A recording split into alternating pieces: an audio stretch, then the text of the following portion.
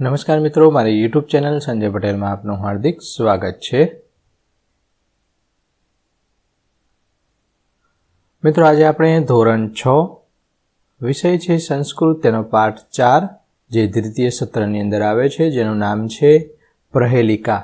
તેની સ્વઅધ્યયન પોથી જે આ વર્ષે નવી આવેલી છે તેનું સંપૂર્ણ સોલ્યુશન આજે આપણે આ વિડીયોની અંદર જોવાના છીએ। પરંતુ તે પહેલાં જે મિત્રો અમારી ચેનલમાં નવા છે, જેમણે હજુ સુધી અમારી ચેનલને સબસ્ક્રાઇબ નથી કરી, તે અમારી ચેનલને જરૂર સબસ્ક્રાઇબ કરે, વિડીયો લાઇક કરે, શેર કરે અને બેલ નોટિફિકેશન આઇકોન ઓન કરે, જેથી અમારા દરેક નવા વિડીયોની નોટિફિકેશન તમારા મોબાઈલની સ્ક્રીન પર મળી શકે। મિત્રો, આ દરેક વિડીયોનું PDF સ્વરૂપે સોલ્યુશન મેળવવા માટે તમારા મોબાઈલના પ્લે સ્ટોરમાં વિશ્વગુરુ સર્ચ કરી એપ્લિકેશન ઇન્સ્ટોલ કરી શકશો। તદ્દન ફ્રી એપ્લિકેશન છે, કોઈપણ પ્રકારનો ચાર્જ તમારી પાસેથી લેવામાં આવતો નથી। શરૂઆતની સ્ક્રીન આવી જોવા મળશે, તેમાં સ્વઅધ્યયન પોથી પર ક્લિક કરી ધોરણ 6 પસંદ કરી વિષય સંસ્કૃત પર ક્લિક કરતા વિડીયોના ઓપ્શન પરથી તમે વિડીયો જોઈ શકશો અને PDFના ઓપ્શન પરથી તમે PDF સ્વરૂપે સોલ્યુશન મેળવી શકશો। ખૂબ જ સારી એપ છે, એકવાર જરૂર ડાઉનલોડ કરીને જોજો। ચાલો સોલ્યુશન શરૂ કરીએ છીએ। તેમાં સૌપ્રથમ પ્રશ્ન 1, વાક્યનું અનુલેખન કરો। એટલે કે અહીંયા જે આ પેરેગ્રાફ આપેલો છે 4 લાઇનનો, તે તમે નીચે જગ્યા આપેલી છે તેમાં સારા અક્ષરે લખવાનો છે। અહમ હિમાલયે વસામી, અહમ ગંગા ધારયામી, મમ નેત્રતયમ અસ્તિ, અહમ કહ। આ પ્રમાણે તમે નીચે જગ્યા આપેલી છે તે પ્રમાણે તમે લખી શકશો। બીજો પેરેગ્રાફ છે મમ ઉત્તરે હિમાલય, મમ દક્ષિણે સાગર, મમ ધ્વજ ત્રિવર્ણમ, અહમ કા। આ પ્રમાણે તમારે લખવાનું છે।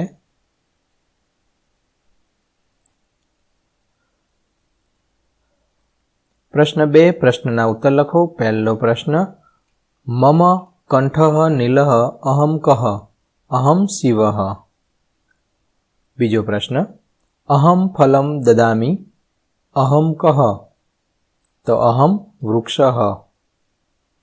ત્રીજું, અહમ ત્રિનેત્ર અસ્મિ, અહમ કહ, તો અહમ શિવઃ। ચોથો પ્રશ્ન, મમ દક્ષિણે સાગર, અહમ કા, અહમ ભારત ભૂમિ। અને પાંચમો છેલ્લો પ્રશ્ન છે, અહમ જ્ઞાનમ દદામી, અહમ કહ, તો અહમ ગુરુ।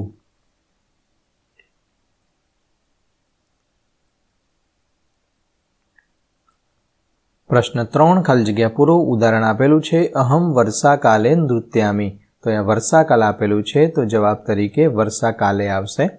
પહેલું છે અહમ ખાલી જગ્યા વસામી, તો ગૃહ, તો ગૃહે આવશે। બીજું, અહમ વૃક્ષે વસામી। ત્રીજું, મમ ઉત્તરે હિમાલય। ચોથું, અહમ વર્ગખંડે અસ્મિ। અને પાંચમી ખાલી જગ્યામાં મમ દક્ષિણે સાગરઃ। પ્રશ્ન 4, જોડકા જોડવાના છે। આની સામે બ, તો મમ પિચ્છમ અતીવ સુંદરમ, તેમાં આવશે મયુરઃ। મમ ધ્વજ ત્રિવર્ણ, તેમાં આવશે ભારત માતા। મમ નેત્રતયમ અસ્તિ, શંકરઃ। અહમ પુષ્પમ અપી દદામી, વૃક્ષઃ। અહમ લોકમિત્રમ અસ્મિ, પુસ્તકમ। આ પ્રમાણે તમારે જોડકા જોડવાના છે।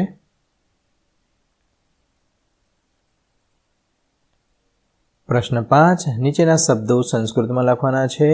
મોરને સંસ્કૃતમાં મયુરઃ કહેવાય। આંખ અને નેત્રમ, આપું છું એટલે દદામી, પીછું એટલે પિચ્છમ, ફળ એટલે ફલમ।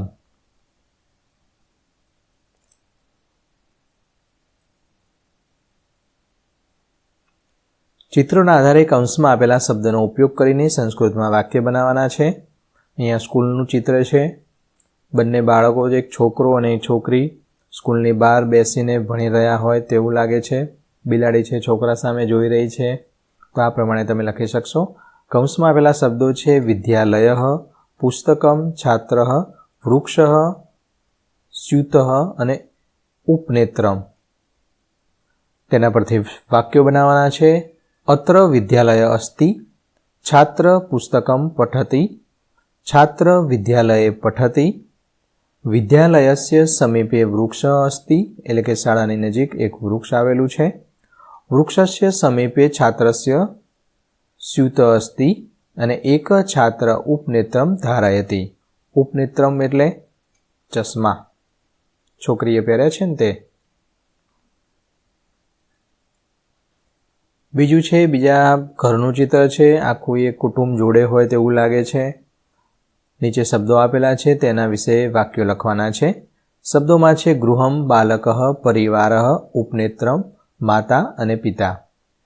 એતત સુંદર ગૃહમ અસ્તિ એટલે કે એક સુંદર મજાનું ઘર છે. અત્ર એક સુખી પરિવાર વસતિ એટલે કે અહીં એક સુખી પરિવાર વસે છે, રહે છે. માતા બાલકમ ક્રીડયતિ બાળકને રમાડે છે. વૃદ્ધ પુરુષ ઉપનેત્રે ધારયતિ. પિતા પરિવારસ્ય પાલનમ કરોતિ અને અત્ર દો બાલકો હસંતી. તો મિત્રો, આશા રાખું કે આ વિડીયો છે તેનું સોલ્યુશન તમને સારી રીતે સમજાઈ ગયું હશે. દરેક વિડીયોનું PDF સ્વરૂપે સોલ્યુશન મેળવવા વિશ્વગુરુ એપ ઇન્સ્ટોલ કરો. તદ્દન ફ્રી છે. કોઈપણ પ્રકારનો ચાર્જ તમારી પાસેથી લેવામાં આવતો નથી. ફરી મળીશું આગળના વિડીયોમાં. ત્યાં સુધી આવજો.